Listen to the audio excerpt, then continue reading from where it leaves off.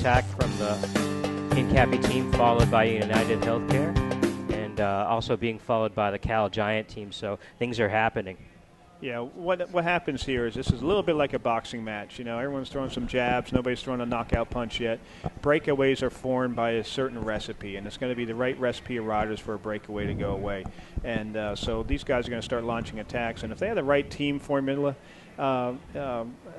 in a breakaway, United Healthcare rider is obviously a very, very good rider to have in a breakaway. And you have just about one team represented in the breakaway. This thing could sneak away, and all of a sudden you could be 5-10 minutes behind chasing.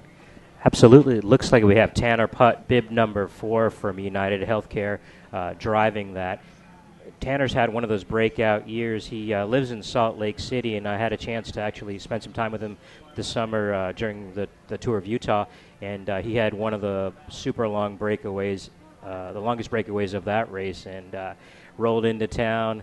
He ultimately was caught, but he was able to stay up the road in Salt Lake as they came into town. I think we've got some of those opportunities here today as well. We've got several local riders that want to have a great race and also would love to win the race here ultimately in their hometown, but ultimately also roll into town in a breakaway by themselves to really showcase their talents and their teams. Yeah, and that's everyone dreams of winning that way. And, I want to come into town. I want to be in a solo breakaway. I want to take my time, zip up my jersey, raise my arms across the finish line. Easier said than done.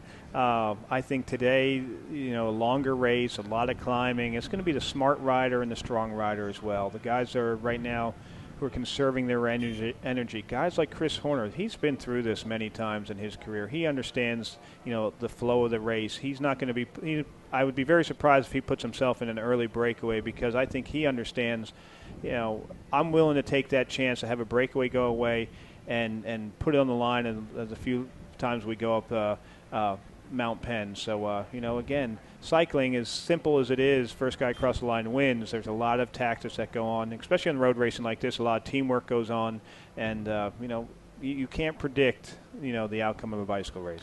That conservation of energy is going to be crucial, as you mentioned. I think there's a lot of analogies we can use. We can say checks in the checking account or whatever that is, but there's a limited amount of those efforts that the athlete's going to have today. And as you mentioned, energy, nutrition, staying focused throughout the race today is really going to be crucial. Yeah, and elements. As you mentioned earlier, it's a bit cooler.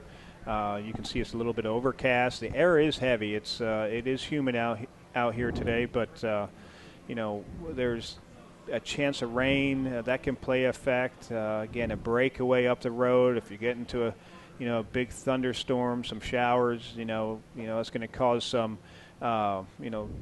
issues in the peloton. But a breakaway, they'll be able to ride through that stuff a lot easier. So, so many factors come into play in the outcome of a bicycle race. But ultimately, it's going to be the riders and how hard they want to go. And but guys on the front right now going extremely hard. As you said, checks in the bank.